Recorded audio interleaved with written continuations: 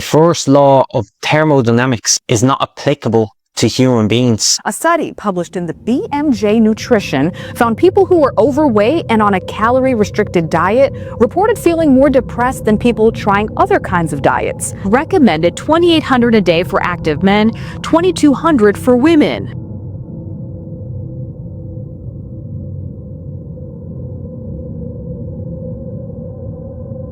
Calories in, calories out. CICO. We've all been told to focus on calories, but what if I told you that by focusing on calories, that is the wrong measurement?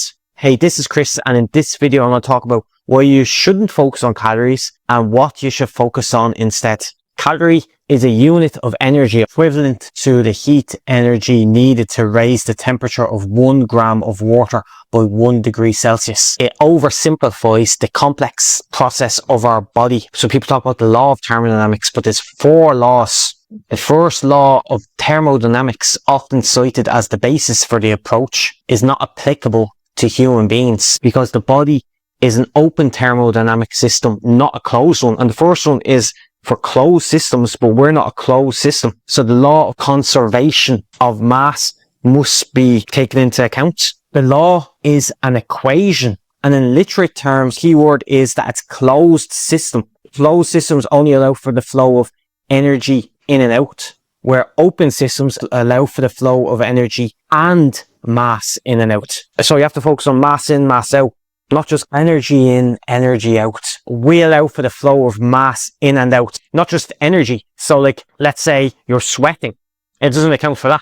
Or if you're crying or peeing or pooping or something, it doesn't account for all that stuff because we're a very complex system. If you had dollars and you wanted to buy something in euros, you can't do that. That's what it's like with the calories in, calories out. It doesn't work in your body. It's a different currency. So you're measuring something when you can't really do it. Restricting food can lead to weight loss, but it's a very bad measurement. What you should really focus on is your hormones. There's a lot of things to focus on. Food quality you want to be focusing on and other aspects of health. What you want to focus on is your macronutrients more. So cut the carbs and eat fat and protein. Look at those ratios. Eat a species appropriate diet. And if you're getting the nutrition that you need in your body, because calories aren't taken into account if you're malnourished or your hormonal balance. What they do with calories is they put in a bomb calorimeter. You can lose weight even if you're in a caloric surplus again, because it depends on what you eat. You can lose weight just through nutrition alone, not exercising even,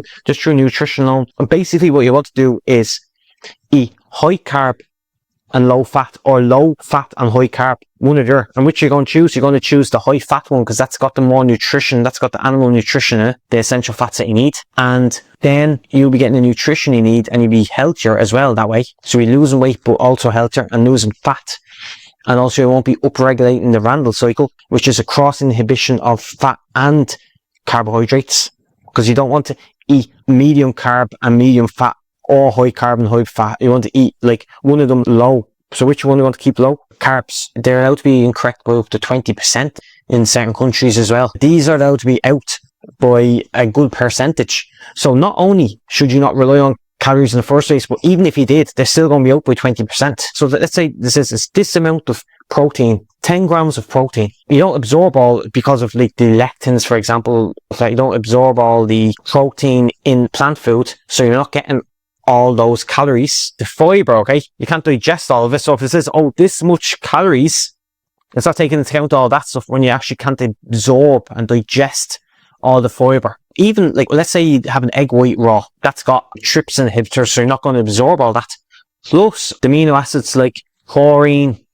If you cook the meat a lot, then you're going to have a little bit less protein. So it's not going to have a good measurement. Trypsin inhibitors in things like soybeans and legumes, etc., can impair protein absorption by up to 50%. So you can't count calories that way as well, because it's not taking into account that when you put on the back of the nutrition label, okay, if you go into a shop and you look at the nutrition label, the box, it has this much protein in these legumes, but it doesn't take into account that there's trypsin inhibitors that's going to inhibit the absorption by up to 50%. Human beings absorb mass in the forms of fats, carbs, protein and alcohol. So the primary hormones that are involved in body composition are insulin and glucagon. You want the balance of those two and ignore the calories. They do exist, but not for human consumption, because we're not bomb calorimeters. So when we're absorbing it, we're going to absorb it differently. And again, the first law of thermodynamics doesn't apply to us. If you want a free one-on-one coaching call with me, DM me the word ready on Instagram at healthiernow.chris, and we can have a free call together. And if you want more of this content, then make sure to like, share, comment and subscribe, and I'll see you soon.